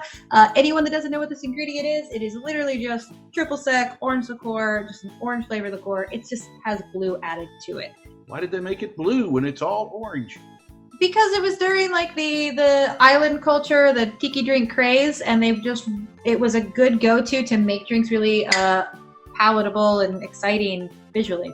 I see. And then the coffee element was kind of throwing me at first, but I decided to bring in the coffee via some bitters. I happen to have these Hella bitters. It's one of my favorite bitter companies. They're Mexican chocolate bitters. These are made with cacao nibs, coffee, and a little bit of chili, and that's cool because that's going to tie us back into that Italian seasoning that often includes red pepper flakes. I'm going to use a lot. I'm going to use like 6 good dashes of that. Your drink's actually starting to sound good. Well, that's kind of my thing. That's what I do. So I'm going to then add for my jam to bring this around, kind of keep it in this island boat drink flavor profile. I have a pineapple and passion fruit jam. And this makes a lot of sense, actually, because I find a lot of tropical fruits, I'm going to use about a bar spoon, fits well with savory herbs. Like some of my favorite flavor combinations are like pineapple and rosemary, mango and thyme, banana and basil. There's a lot there that works. So I think this is actually going to play really nice. Just going to shake this up. Now I'm going to strain it into a glass that I've already rimmed with a mix of coconut and cinnamon toast crunch. just to bring it back to candle nights and to add something else blue, I've got my traditional pina colada garnish, which is pineapple and cherry, but I've got a little blue candle there. Happy Candle Nights. Happy candle nights, everybody. What are you going to make, Dad? Well, mine's not as sophisticated. I don't want to overthink this because I figure it should be a simple drink, much the same way as the boys are simple. So I start out with my Clark Griswold glass, and I'm starting with the cereal. They had a special on Elf cereal, and it's very festive, so I chose some of that. Oh, you're just going to put it just in the glass. Yeah, I figure that will make the drink kind of a drink and a snack, because I know the boys and they like to combine things, so they have a snack in their drink. Okay, So, sure. Let's just start with the rum, cheap coconut, Captain Morgan's, and add a gaggle on. What? Yeah, that's just enough so you don't gaggle. Okay, And all then- right. I do not know how to jigger that. That's right. Then we just add White Claw. So add White Claw to taste, which any of it is too much. Then the Italian spice. Now, I didn't hear the pizza roll part. So I was trying to think of something, and I thought, what's better to spice something up when you're making an alcoholic drink than more alcohol? So I got Di Serono Amaretto. Amaretto. Amaretto, because Yes, it's Italian, and it makes a spicy drink. So Classic Italian spice. let's just alcohol. Let's pretend like we know what we're doing and add an actual measurement. How about a shot? There. Oh, this yeah. is. That's starting to look good. Now then, we had to have something blue, and so I was trying to think of what would be blue, and then I thought, let's be efficient. Let's combine blue and jelly. Tequila-infused blue gummies. That's a pineapple. I don't know if you can tell. Well, I almost dropped my pineapple. So that's a tequila-infused blue gummy. So now that's our fourth type of alcohol. We just drop it in there. I love a split-based drink. I do love combining base spirits is a great way of adding variance to your favorite cocktails. You have to kind of Usually chop it up. not via gummies. You just chop it up. Yeah, How does you have that to break chop it down? Yeah, okay. Cool. There. Yeah. Okay, we got it all in there. I just was saying the other week that people really don't think about texture enough in cocktails. There you go. There's a lot of Now- texture there. The only thing that really threw me off was the bean juice, because I didn't know that bean juice was coffee. And I was trying to think, why would they want bean juice? But what the heck, it's their show. So I like kidney beans. That's my favorite kind of beans. That's kind of my go-to bean juice. So if you just strain some of the liquid off the my. bean juice. Oh, this is a Oh, choice. just a You shot. have made a choice. Joan of Arc is my favorite kind of kidney beans. Choices are made. Now, I thought to make it kind of special, what you do, instead of pouring it in, we're going to make it one of those special drinks that you like bomb it in there. So take your shot glass and just bomb it right in there with your bean juice. Wow, it's too thick to even sink. Get down in there. You might have to ramrod it home. Now, originally, I thought maybe we might want to add some ice cubes, but there's not much room left. But I can put in 2 or 3 there. And then for garnish, I've got some more gummy bears, and there you go. Mm-hmm. So, Zach, you like that, Zach? Yeah, that's what I call the MBMBaM zombie fart. A zombie fart. Classically named because Because it's kind of like a zombie, because it's got all the different liquors in there, and the fart because of the bean juice. I don't know. Sure. It seems to be Well- a McElroy thing. I don't know. You know, the one bummer about these distance recording sessions are that I can unfortunately not try that wonderful creation that you have made. But you are definitely close to Sydney and Justin. You should let them try that drink, and you should make it clear that it is your first attempt at creating your own cocktail, and you are very proud of it, and you would be heartbroken if they didn't finish the whole thing. It looks very festive with the blue gummy bear pineapple floating in there. I think so too. You did a great job, Dad. You're 9 Why, hours thank away you. from me. That drink can't hurt me. Cheers! Cheers. Bottoms up. I've been Taylor Smurl. I've been Tommy Smurl, and this has been neat. Neat. Please enjoy the rest of the Candle Nights programming and make these drinks at your own discretion. Just hit me up for the recipe. Candle nights, it is night time and there's candles. Oh hey, I didn't see you there. I'm Christina Ariel. You may know me from such things as some video you saw on the internet once. And in the spirit of talking about traditions for candle night, I'd like to tell you about my favorite holiday tradition. Crying. Someone burned a turkey? Cry. Kids don't like their gifts? Cry. Not really proud of your cookies? Cry. Just remember, this holiday season, crying is a free action. Oh, hi, I didn't see you there. This is Mara Wilson, and I'm kind of new to Candle Nights, so I thought that maybe I would, ask some people what they thought about it and like what it really means to them. Unfortunately, this is quarantine and there aren't any people around that will really talk to me face to face, so I decided to do what we're all doing this year and do the next best thing. And I am asking my cats. Start by wrapping some presents. Unwrap some presents. Eat some turkey. Help out in the kitchen. Try on some seasonally festive clothing. Stop other people from exercising. Eat some snacks, like delicious fish yogurt tubes. Wear some seasonally inappropriate festive clothing. Yell at people from the toilet. Scare people by going outside when you know you're not supposed to, but you want to anyway. So it turns out the cats aren't really good at coming up with ideas. They're mostly good at being annoying and in the way. But you know what? Anything can be Candle Nights if you make it Candle Nights, and at the end of the day, Candle Nights is all about love and whatever else you want it to be. So just make it whatever you want.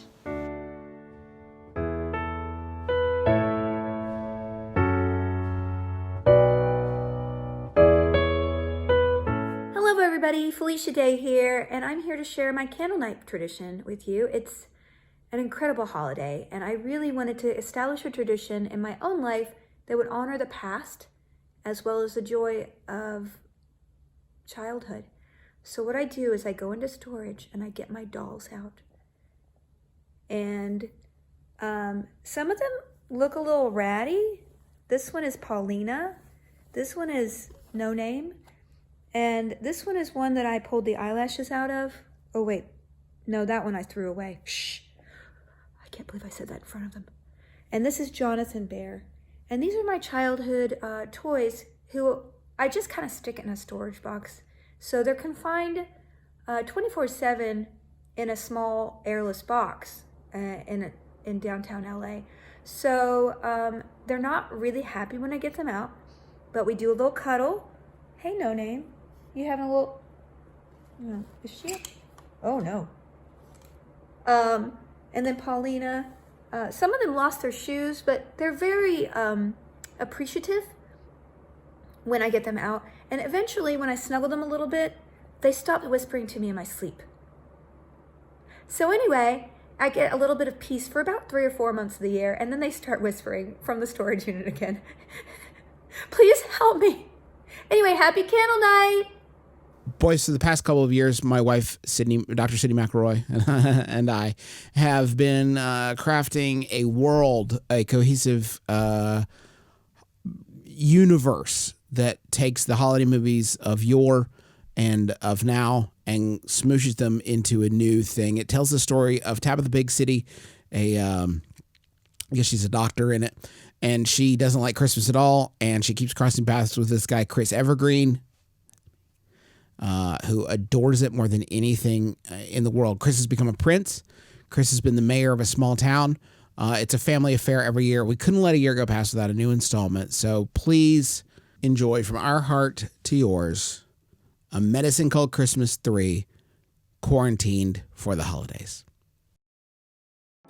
Tired of the hustle and bustle of having it all, Dr. Tabitha Big City heads out to the countryside to spend a quiet Christmas alone with her secular pop music and historical nonfiction books. You know, I think it's really important to just get away every once in a while, take some time off work, take some time for yourself. I'm always telling patients self-care is so important. Maybe it's time for Tabitha self-care, right? Maybe Tabitha Big City needs a little bit of time and space for herself, right? So, did you want the extra crazy bread with that or not? But when she gets there, she finds more than she bargained for. Fruitcake. No. Yes. What are you doing in my Airbnb? Well, it was my Airbnb, but I guess they double booked us, so it's our Airbnb.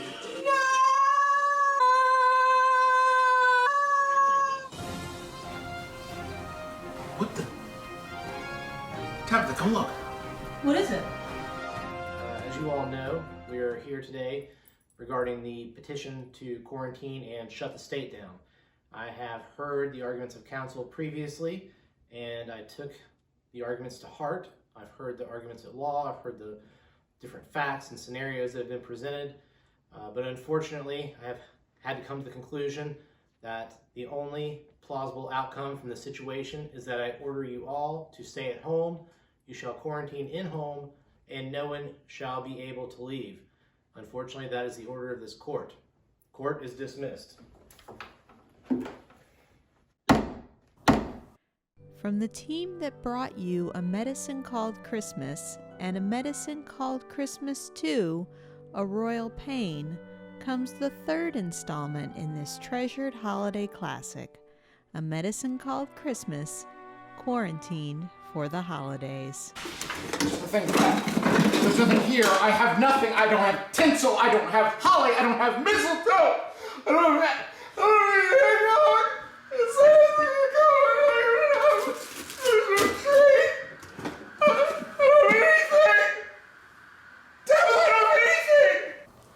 So how are all your weird Christmas friends doing with this whole lockdown thing? Pretty bad.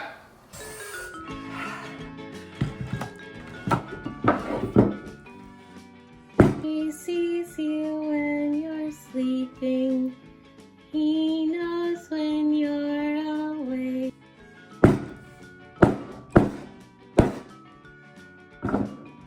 He knows if you've been bad or good.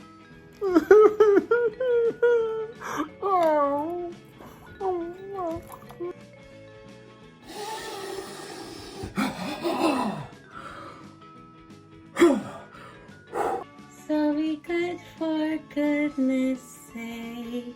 I am stuck in this house with Chris Evergreen for the entire season. What do? I need some sibling advice. Give me some help. Yeah, okay. So what you need to do is what I did this one time. So I was a journalist, and then I was trying to write a story about this royal family in Aldovia. So then I snuck into the castle and pretended to be a tutor to the prince's younger sister, so that then I could be around him and we would fall in love. Aldovia? When did you do this? I don't remember this. When were you a journalist? Two Christmases ago? Can this unlikely pair find a way to stay safe while staying off each other's naughty lists? Hey, Chris, have you seen my mask? I was gonna run out and get the mail, and the neighbors are weird, but I can't find my mask. Have you seen my mask? Yeah, I fixed it for you. It's in your jacket pocket. Can Chris bring the holiday spirit to life for Tabitha? So these are Pop-Tarts? Yeah, I had to make do with what I had, but it's my little, fantasy Christmas cottage. I got a chimney and roof and window and a cute little door there. It's just, I like to imagine that I'm there in this fantasy Christmas cottage instead of here, anywhere but here. Is this one for me? Is that for me? It's for Santa. Where's the door? Why would he need a door? So this one time when I was living as a hermit above a very festive Christmas village, I thought it would be a really good idea to just steal their whole Christmas, But what I found in the process of doing that is that actually it's just a really beautiful celebration. Wait a second. Hey Chris, what are you doing with my bra? Your socks are really small. You can't fit any candy in there. So you're hanging my bra on the wall. You think that's too high? Yeah, I think it just needs a little. There was this one time where my whole family was going on vacation and we were all really excited, packing up the car, and then they left me at home. So Okay. then I had to plan all these really elaborate pranks. Well, honey, marriages are hard. You just have to work at them. And, sometimes there's a lot of give and take and compromise. And you find things that you didn't even know were in you that you have. What are you talking about marriages? And okay, is that a tree? Why do you have decorations up? Like, we don't do that. What's going on? One thing I haven't told you, I've got a little bit of a surprise. Hi, Tabby. Is that Chris's mom? Yes, it is Chris's mom. Hey, it's my mom. Hey, Mom. What is? Oh my gosh. Why? What is happening? Who would have known that your father, you, Tabby, your father was such a hunk of mistletoe, but he is. What can I say? Oh my goodness. It just happened. We just got moved by the Christmas spirit. That's wonderful. I'm gonna have a dad. No. Tabitha. No. I don't know. We're obviously so different. She doesn't even like Christmas, but the universe keeps putting us together. I don't know. What would you do if you were in my shoes? I don't know, man. You know how women are. Nuts! Okay, I don't love that. Wait, it's not gonna work out between you and me because we're gonna be brother and sister? Or will 6 feet apart turn out to be too close for comfort for these two? Hey, Chris, it says here you wanted Jesus for a live nativity? Jesus was like a baby. Please, Tabitha, I've sacrificed everything else. I cannot give this up. Please, I have to have a living nativity. I mean, I'll do diaper stuff, but that's gonna cost extra. No, Chris, it's quarantine. Nobody can come in. It's just a baby Jesus and a few shepherds and a Joseph and a Mary and some sheep. Chris, let me in, man. Come on, it's cold. Listen to that. He's dying. We're killing him. I'm sorry, Jesus. Please forgive her. Come on, man, let me in. She knows not what she do. Honestly, this is not how you treat the Tri-State's #1 Craigslist Jesus. Just open the door. What? You hear that? The best in the Tri-State, and you're just letting him freeze? This one time, I was at a Christmas party at Nakatomi Tower. No, that's not even a Christmas movie. No, what is wrong with you guys? I'm stuck here with Chris Evergreen and I need real help. How festive. Oh, there's the spirit. Yeah. With a little bit of Christmas magic and a lot of eggnog, maybe Chris and Tabitha will finally realize what the holidays are all about. I don't understand. How is this happening? It's like 60 degrees outside, but I mean, look at this. It's like a miracle. It's asbestos. I know a guy. Are you kidding me? What? Or maybe not. Either way, find out in this most 2020 of Christmas tales, A Medicine Called Christmas, quarantined for the holidays. I'm really sorry about all this, Tabitha. Yeah, it's okay, Chris. I mean, I guess you're kind of the closest thing I have to a Christmas tradition now. Sweet. It is really good tape, though. You know one question I still have, though? What's that? Who double books an Airbnb?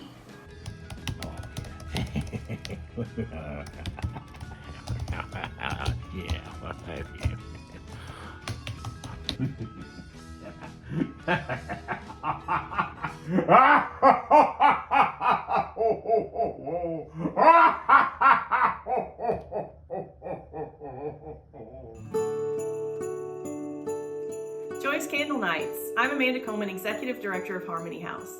Thank you all for watching tonight. Proceeds will benefit our programs. And thank you to the McElroy and Smurl families for all they've done over the last year or so to support our programs and persons experiencing homelessness in our community. At Harmony House, our team works to ensure homelessness is rare, brief, and non-recurring. Our programs include a day shelter where people can access showers, laundry, food, and hygiene, as well as a break from the weather. We also provide access to health care, including behavioral health care. Other programs include rapid rehousing, supportive housing, specialized programs for youth, seniors, and persons living with HIV. All of our programming is designed to be low barrier, trauma-informed, and person-centered. Basically, we meet people where they are and ask what they need, work with them on goals they established for themselves. One of our strengths is that many on our team have lived experience, having experienced homelessness in the past, or are in recovery from substance use disorder or serious mental illness. To learn more about Harmony House programs, please follow us on Facebook by searching Harmony House WV or check out our webpage at www.harmonyhousewv.com. Thanks. Well, Mr. Wayne, we've reached the end of the show, Mr. Wayne. We're still doing it. You don't need to do the hands. You do it with Mr. Wayne. We've reached the end of the show. It's the end of the show, Mr. Wayne. Mr. Wayne. Now, Mr. Wayne. Mr. Wanta Claus. Dwanta, I was Mr. born in the Dwanta. dark. You were born into Christmas. It's the end of the show, obviously. It's great that this has this holiday special has an outtakes reel. I don't know where it's going to go. The bloopers are in it. That's a value right there. The bloopers are in it. Welcome to the end of the program. We hope you have enjoyed yourself. Thank you so much. You can continue to watch this for a while, and I'm sure we will find some way to make it continually available if you want to watch it again after the period has ceased. But for the rest of the year, come back to this URL and you can enjoy this special whenever you want to. And tell your friends they can get it to bit.ly/Candlenights2020. You took the leap, and they should too. Thank you for your support also of Harmony House. Yes. It's a shelter for people experiencing homelessness. If you want to donate to them, you can do so at that same link, and we would really appreciate that. Can I say some thank yous? Yes. Yeah. Okay. Strap in. Ahem. Thank you to Shmanners. I'll just say Shmanners, wonderful. Sawbones, neat and still buffering. And wonderful. Did I say wonderful? Anyway. You did, but we'll take a second one, baby. We can use all the for all their SEO bits. we And can thank get. you for our guests, Erica Ishii, Barbara Dunkelman, Ben Schwartz, Strong Bad, and Homestar Runner, Rob Cordry, Clint, my dad, Lasanda, and Professor Claus, Ron Funchess, Lynn, Manuel Miranda, The Double Clicks, Christina Ariel, Mara Wilson, Felicia Day, and Melissa Fumero.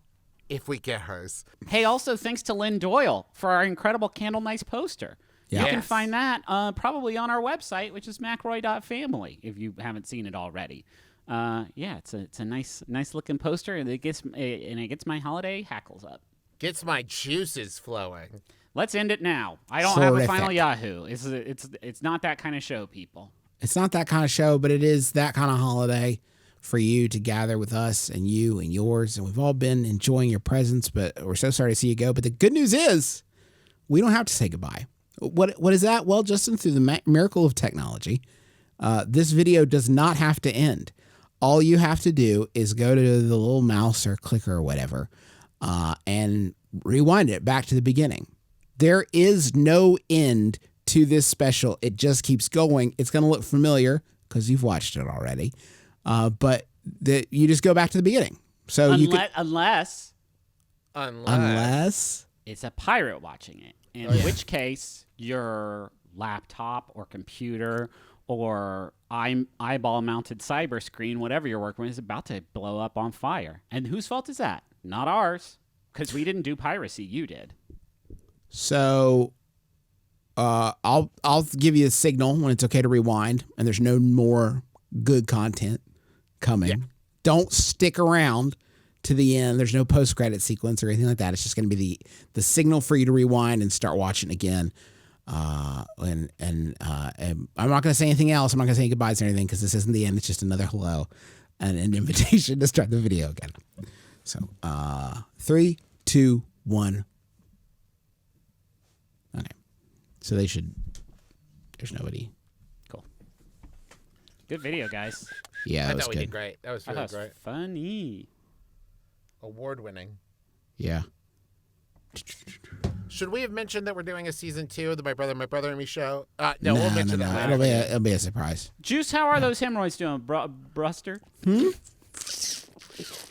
Doing good? Yeah, I saw on Shark Tank. There's an episode last week where there's a doctor on because they have this thing called the toilet timer, and it was like you turn it over and then it's like counts down. You get 5 minutes in the potty, and then you have to leave. What if you're still going when the timer goes off? It tranquilizes you. It calls an ambulance. No, it's just I don't know. It just ends. Why is that necessary?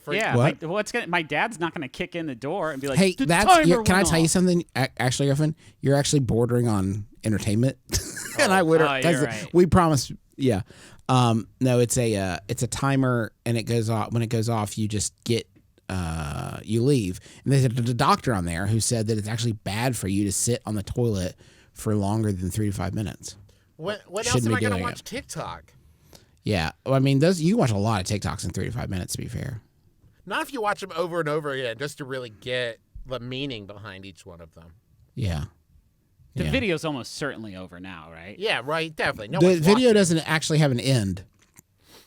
Did you not understand that? People just rewound it, so they're never seeing this part. It basically doesn't exist. Oh, cool. Does that make sense? So we can say anything? Say anything. Take it. I mean, shoot your shot. If it's real ribbled. Are there you any know. sort of noteworthy politicians who are currently sick that we can also kind of roll the hard six on in such a fun way? Griffin, I celebrate you for not backing down. You definitely, because we are pre-recording it, you definitely had a moment in there where you could have been like, let's take that one again, but you didn't, and I respect that. Well, it doesn't help, Justin, that you then proceeded to talk about it for 2 minutes. Yeah. Well, if he was going to lean in, I can't pretend like it's not a very big deal for him to Content's do content, that. Content's you know? content, yeah. That was back when the video was going, so we needed all the help we could get. At this point, I don't. I got to go to the potty. Should I just leave this running? Yeah, just leave it running. It's fine. All right, I'm going to actually do the same. So yeah, it's fine. I wasn't planning on standing up on the video because I am still wearing my sleep pants at 2:00 in the afternoon. Oh, but that's a fun window in your... Nothing to be done about it now. They're outdoor voices, so it's nice sleep pants. I like to think it makes the tuchus look okay, but I guess the audience will be the judge of that. Juice, you just going to sit there and do some Candy Crush? No, just look at the book. Okay. Well, bye, Justin and Travis, and nobody else. Yeah, go on. Nobody's watching this. I forgot my phone. Oh, no worries.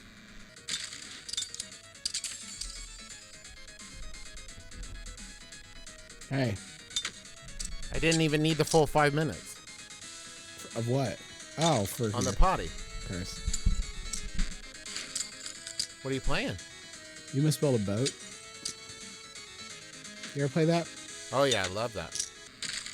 All right, well, I'm probably gonna go. Okay, I'm gonna take a little nap. Yeah, okay. I'm gonna help sit with the kids. So. Okay. Bye, Trav. Oh, Griff. Hey. Hey. I was done? about to not what? We ended a long time ago, Griff. I'm gonna go help with the help sit with the kids though. I'm gonna meditate for like 20 minutes, then probably take a nap. Oh, that's nice. Yeah. Griff, you want to join us in a meditation? Yeah. How does that work? Is there like a tuning fork involved that I have to like? I can't actually teach you, but you can sit quietly. We signed and watch. NDAs actually. Yeah. Well, you can sit quietly and watch Travis. But I am actually gonna leave because I do have I want to help my wife with the kids. So. Yeah. Don't forget the cream that you put on. It should be about 3:30 Eastern there. So the cream that you put on for the. Okay. Yeah, I got you. Thanks. It's a great sweater. Oh, thanks. Yeah. You're both wearing great sweaters. Mine's more of just a long sleeve t-shirt. It's not really it's like a thinner material. It's nice. Yeah. Is it Stitch Fix? I think so, yeah. I might close the window. Yeah? Yeah. Because I'm starting to feel kind of uncomfortable. Yeah. You know, it's now me. I'd feel weird not being on camera. That's Right, kind of how where do you I've think it went? reached. You know, I killed it. Yeah. No, it was fun. It was fantastic. Yeah.